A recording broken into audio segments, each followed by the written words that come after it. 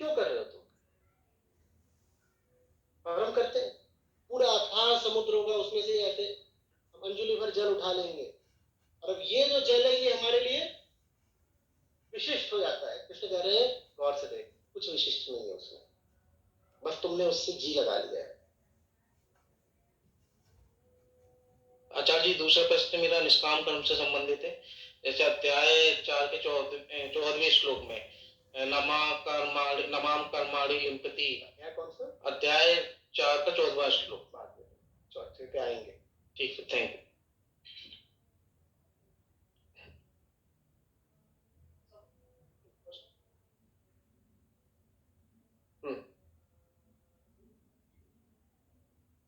गीता से संबंधित अभी जो बात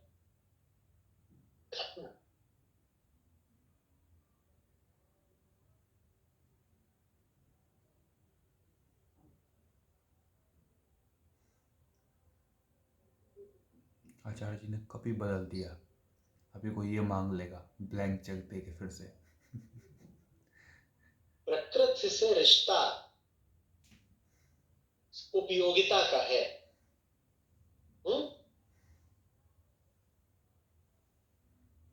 हमने कहा था प्रकृति में ही कुछ ऐसा भी होता है जिसे पूजा जा सकता है,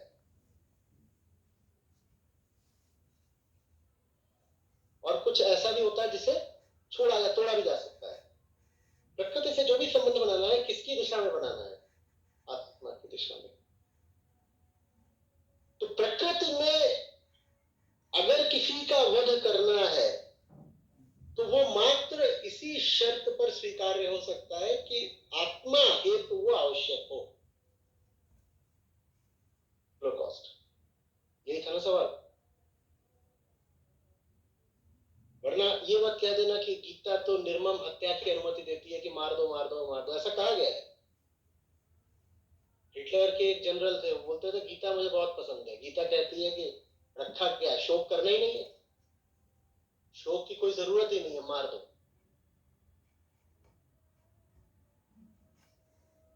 अरे भाई, प्रकृति में जो स्वतः घटित हो रहा है उसके लिए शोक नहीं करना है, पर तुम जब प्रकृति में हस्तक्षेप करते हो तो बात दूसरी हो जाती है ना। देखो, तुम्हारी नैसर्गिक स्थिति क्या होनी चाहिए प्रकृति के समकक्ष, साक्षी की? तुम्हें प्रकृति में दखलंदाजी तो करनी नहीं है, पर जब तुम वध करते हो तो दखलंदाजी है ना। बिल्कुल।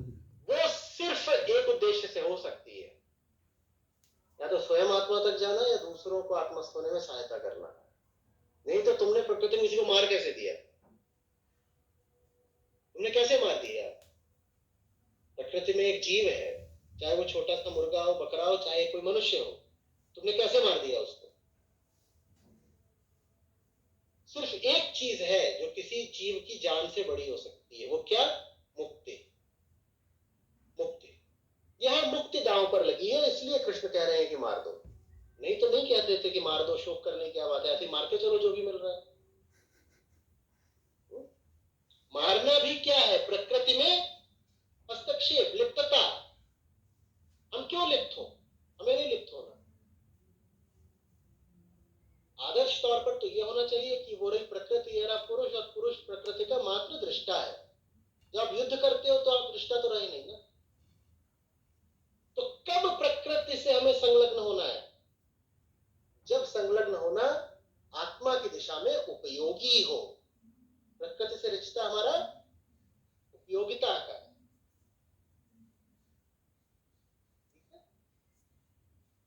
जब हिटलर यहूदियों को मार रहा था तो उसमें न हिटलर को मुक्ति मिल रही थी, न यहूदियों को मिल रही थी, न पूरे जहान को मिल रही थी। उससे बस पूरी दुनिया में कष्ट और क्रूरता का संचार हो रहा था।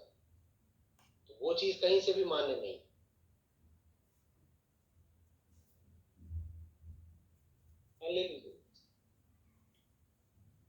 अभिषेक जी, अब आप ऑनलाइन प्रश्न ले सकते हैं। Thank you sir. नमस्ते सर। सर आज ऐसे समझ लीजिए कि जंगल के पशुओं से आपका क्या रिश्ता है? मान लीजिए प्रकृति का प्रतीक है जंगल। किसका प्रतीक हुआ? प्रकृति का प्रतीक हो गया जंगल। जंगल के पशुओं से आपका क्या रिश्ता है? आपका कोई रिश्ता नहीं रखना, जंगल में कोई रिश्ता कोई नहीं, जंगल अपनी जगह, आप अपनी जगह। बढ़िया। और आपको अगर जंगल की बड़ी तलब है तो चुपचाप धीरे से निकल जाइए और देख लीजिए, उन्हें परेशान मत करिए। ठीक, चिड़ियाघर नहीं बना सकते आप जंगल सफारी भी कर रहे हो तो ये नहीं कर सकते कि रात में निकल गए जब वो सो रहे होते हैं। आपको निकलना है तो एकदम चुपचाप निकलें और इस तरीके से निकलें कि उनको परेशानी ना हो। ये मनुष्य का और प्रकृति का आदर्श रिश्ता है, ये आदर्श रिश्ता है। अच्छा, तो हस्तक्षेप कब कर सकते हैं? दो स्थितियों में। कोई जानवर है जो दिख रहा है आपको बहुत घायल हो गया है, एकदम घायल पड़ा हुआ है, अब मैं क्यों ना करूं उसकी सहायता, मैं क्यों ना करूं, यहां पे आप हस्तक्षेप कर सकते हैं। एक और स्थिति है, कोई जानवर एकदम पागल हो गया है और पागल होकर के वो सब कुछ तोड़ रहा है, मार रहा है। आमतौर पे जानवर मारते भी हैं तो बस इतना कि उनके खाने भर को हो जाए। जानवर ये नहीं करते कि जंगल की किसी प्रजाति को ही मिटा दे, ठीक है ना। वो इंसान शेर करते हैं और ना। हिरण सदा एक अनुपात में रहते हैं, और शेर का होना जरूरी भी होता है, नहीं तो हिरण इतने बढ़ जाएंगे कि पूरे जंगल खा जाएंगे। अब कोई शेर पगला गया तब ना करे, और वो कह रहा है कि मुझे खाना वाना नहीं है लेकिन मैं दिन के 20 मारूंगा, तो अब आपको हस्तक्षेप करना पड़ सकता है। अब आप कहेंगे ये जो शेर है इसको पकड़ के लाओ बाहर कहीं, इसका या तो इलाज करो या देखते हैं क्या करना है। अन्यथा आपको दखल देने की कोई जरूरत नहीं है। पुरुष और प्रकृति, हम ये तीसरी चौथी बार दोहरा रहे हैं, पुरुष पुरुष माने हम, पुरुष और प्रकृति का सही रिश्ता क्या है? बस चुपचाप उसे देखो। सौंदर्य है वहां, बहुत सौंदर्य है, जंगल को आप चुपचाप बैठे देख रहे हैं, सुंदरता है कि नहीं? चुपचाप बैठ उसके सौंदर्य को देखो और जो भी हो रहा है होने दो। यहां तक कि अगर वहां तुम पाओ कि शेर किसी का शिकार कर रहा है तो उसमें भी दखल, प्रकृति की वो नैसर्गिक घटना है। तुम शेर का आहार क्यों छीन रहे हो? उसको तुम हिंसा मत मानो, हिंसा जैसी कोई बात नहीं। समझ आ रही बात? लेकिन अगर ऐसा हो गया है कि किसी वजह से, चाहे शेर हो कि बंदर हो, हाथी हो, कोई भी जीव हो, सांप हो, कुछ भी हो, आप पाओ कि एकदम चोट खाया हुआ है, कुछ हो गया है, टूट गया है, तो पड़ा हुआ है, तो वहां उसकी सहायता करना बिल्कुल उचित है, धर्मार्थ। तो फिर समझिएगा, प्रकृति में हस्तक्षेप सिर्फ दो कारणों से करना होता है। कुछ ऐसा मिल जाए जो पूजने लायक है, तब रिश्ता बनाना है उससे, नहीं तो कोई रिश्ता नहीं बनाना, किसी से कोई रिश्ता नहीं बनाना। कोई ऐसा मिल जाए जो पूजने लायक है तो रिश्ता बना लो। पूजने लायक से रिश्ता बनाया तो भी रिश्ता किससे बनाया? आत्मा से बनाया, प्रकृति से तो बनाया नहीं ना।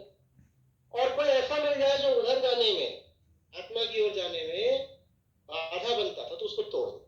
उसको भी तोड़ा तो तुमने किसको तोड़ा? उसको नहीं तोड़ा, आत्मा की रास्ते की अड़चन को तोड़ा।